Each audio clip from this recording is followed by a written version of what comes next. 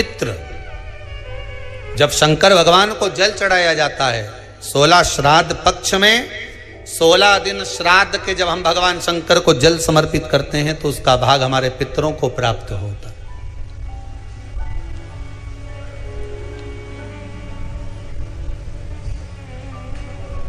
केवल 16 श्राद्ध के दिन ही ऐसे होते हैं जिसमें शंकर भगवान को जल में दूध मिलाकर चढ़ाने की जगह दूध भले 1 चम्मच चढ़ा रहे हो पर अलग से चढ़ाओ, कच्चा दूध अलग से चढ़ाओ, उसके बाद भले तुम जल चढ़ा दो, पर लोटे में जल में दूध मिलाकर 16 दिन श्राद्ध पक्ष में नहीं ले जाना। भले 1 चम्मच दूध लेकर जाओ, 1 कटोरी दूध लेकर जाओ, पर कच्चा दूध अलग से लेकर जाओ, शंकर भगवान को अलग से चढ़ाओ, क्योंकि 16 दिन श्राद्ध पक्ष के जब भगवान शंकर को दूध और जल चढ़ाया जाता है वो हमारे पितरों के खाते में चला जाता है, हमारे पितरों को उसका भाग मिलता है। इसलिए शंकर भगवान को कच्चा दूध भी चढ़ाओ तो पानी में मिलाकर नहीं, एक अलग से 1 चम्मच ले जाओ, भले फिर शिव जी को चढ़ा दो, भले एक छोटा सा कटोरी में ले गए चढ़ा दिया, जल ले गए चढ़ा दिया, वो हमारे पूर्वजों को प्राप्त। क्या करना चाहिए अगर पितृदोष है और उससे निवारण करना है, शांति पाना है, तो क्या करना होगा? उसका एक ही तरीका महाराज, अमावस्या के एक दिन पहले 14 के दिन पीपल के 7 पत्ते लीजिए और 7 पत्ते पर शंकर का नाम ओम नमः शिवाय लाल चंदन से लिख दीजिए। 7 पत्ते पर लिखकर उसको मौली, जैसे हमने अभी बंदरबान बनते ना, ऐसे मौली की बंदरबान मान लीजिए, घर के मुख्य दरवाजे पर लगा दीजिए। कौन से दिन? अमावस्या की एक दिन पहले 14। अमावस्या के दिन दोपहर के 12 बजे उस बंदरवाल को खोल लीजिए, दूध की कटोरी कच्चे दूध की हाथ में ले लीजिए और पत्ते का, पीपल के पत्ते का अग्रभाग उस दूध में डुबो दीजिए और उसको ले जाकर पीपल के पेड़ के नीचे ऐसा कैसा ही विसर्जन कर दीजिए, कटोरी वापस लेकर आ जाइए। मात्र 2 अमावस्या करोगे, आपके घर का पितृदोष समाप्त होगा, लक्ष्मी बढ़ेगी, घर से रोग समाप्त होगा और घर में प्रेम बढ़ेगा।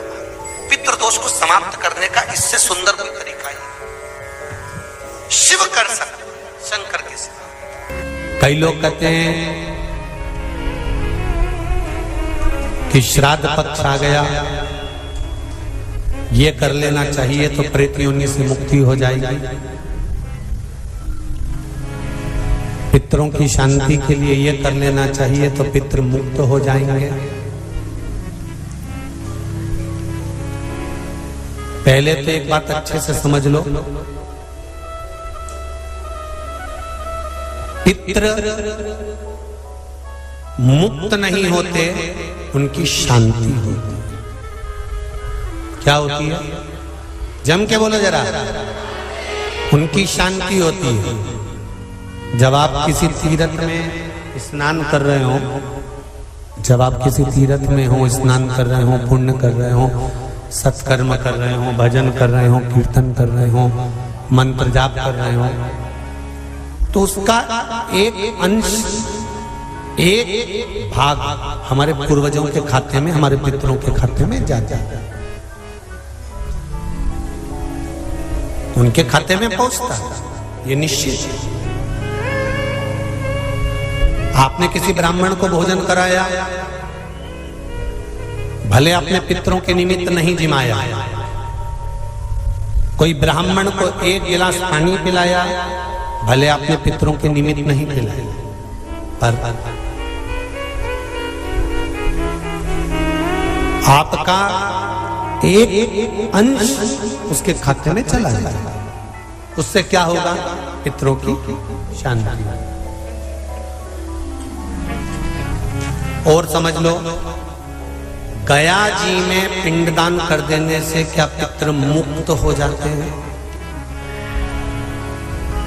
बद्रीनाथ जाकर कपाल क्रिया करने से क्या पितृ मुक्त हो जाते हैं?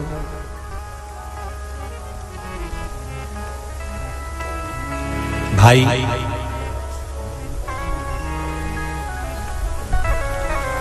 गया जी जाना तो वहां के पंडा जी से पूछना, हम यहाँ पिंडदान कर देंगे तो क्या वो मुक्त हो गए? पंडा जी कहेंगे आप अपने पूर्वजों को गया का पिंड देकर उनका पिंडदान कर कर आप उनको भगवान विष्णु के चरणारविंद में छोड़ गए,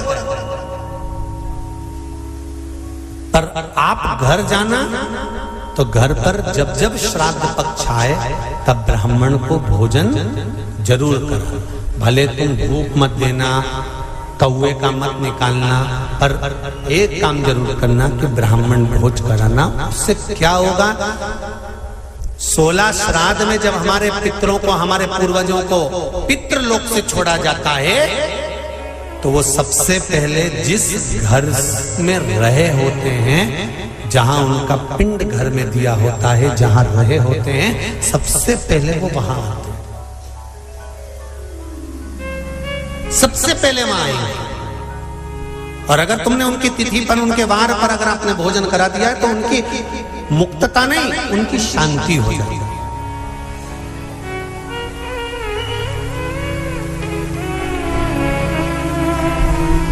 पितरों की मुक्ति कैसे है? उनकी मुक्तता कैसे? प्रेत योनि की मुक्तता कैसे?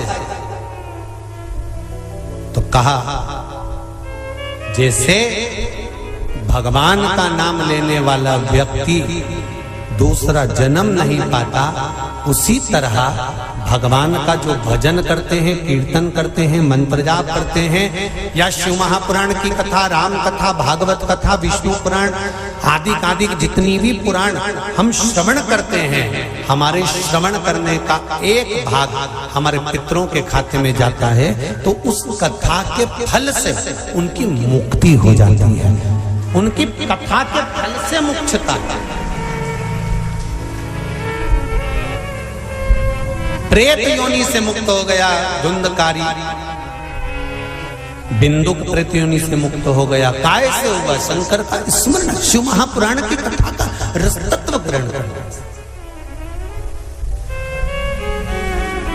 राम कथा, भागवत कथा का मात्र स्मरण करना, उससे मुक्त। क्यों दी जाता कौवा को भोजन? श्राद्ध पक्ष में कौवे को भोजन क्यों दिया जाता है? क्यों छत पर ले जाकर रोटी का टुकड़ा डालते हैं? काशी, कांची, अवंतिका, अयोध्या आदि जितने पावन क्षेत्र हैं, जगन्नाथ, द्वारका, रामेश्वरम, बद्री नारायण, जितने जितने पुण्यशाली क्षेत्र हैं, मथुरा आदि जितने, वृंदावन आदि जितने पुण्य क्षेत्र हैं, शिव महापुराण की कथा में, स्कंद पुराण में लिखा है कि जितने पुण्यशाली क्षेत्र हैं, सारे पुण्यशाली क्षेत्र, चाहे चित्रकूट हो, अयोध्या हो, काशी हो, उज्जैनी हो, त्र्यंबकेश्वर हो, जितने पुण्यशाली क्षेत्र हैं, सारे पुण्यशाली क्षेत्र में पिंडदान होता है। बोलो मालूम है कि नहीं आपको? मालूम? सब दूर तर्पण होता है, सभी जगह पिंड होता है, सभी जगह तर्पण होगा, पिंड होगा। तो श्राद्ध पक्ष में तुम इतनी सारी जगह जाकर तर्पण कर सकते हो क्या? जम के बोलिए, नहीं कर सकते। इतनी सारी जगह जाकर पुण्य कर सकते हो क्या? नहीं कर सकते। इतनी सारी जगह जाकर तुम ब्राह्मण को भोजन करा सकते हो क्या? नहीं। इतनी सारी जगह जाकर ना पिंड दे सकते, ना तर्पण कर सकते, ना पुण्य कर सकते। अब ये 16 दिन में इतने तीर्थ कितने हजारों में तीर्थ, इतने तीर्थ में जाकर कहां पुण्य करोगे, कहां पिंड दोगे? तो उसका एक निर्णय निकाल दिया कि पितरों के देवता आर्यमा कौवे पर बैठते हैं। काय पे बैठते हैं? कौवे पर। तो एक काम करो, जब हम पितरों के देवता आर्यमा कौवे पर बैठकर पितृलोक से 16 दिन जब भ्रमण के लिए निकलते हैं, तो घूमते हैं, तो क्यों ना एक काम करें कि कौवे के लिए भोजन छत पे डाल दें। हमारे छत का कौवा जब अन्न का भाग ग्रहण करेगा, पितरों के देवता को बिठाकर जब घूमने के लिए निकलेगा, तो जहां जहां घूमने जाएगा, जब जब बीच में कोई तीर्थ पड़ जाएगा, तो वहां के पिंडदान का फल हमको मिल जाएगा। इसलिए कौवे को भोजन कराया जाता है। एक कौन सी सब्जी होती है जो पितृपक्ष में ब्राह्मण को भोजन कराते समय नहीं बनाई जाती? एक तो कुमड़ा, दूसरा पत्ता गोभी, जो बंद गोभी होती है ना, वो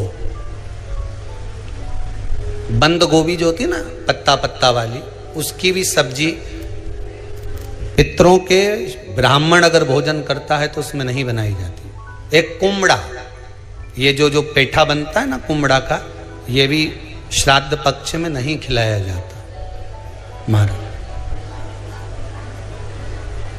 बुरा कोला पेड़ा बोलते, क्या बोलते हैं उसको, उस श्राद्ध पक्ष में उसको भोजन में नहीं दिया जाता, ब्राह्मण के भोजन।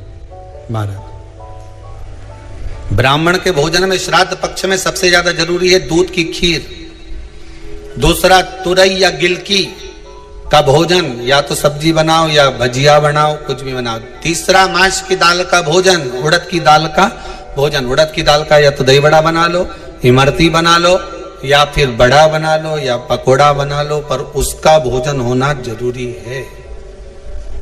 3 भाग दूध का भोजन आहूतों के हिस्से में चले जाता है, गिलकी और तुरई का भोजन पितरों के हिस्से में चले जाता है, मांस की दाल का भोजन, उड़द की दाल का भोजन प्रेतों के हिस्से में चले जाता है। इसलिए ये 3 भाग का भोजन ब्राह्मण जब श्राद्ध पक्ष का भोजन करे तो उसमें बनाना जरूरी।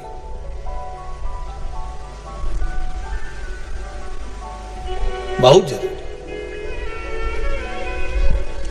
आपके यहां जब श्राद्ध हो भोजन अवश्य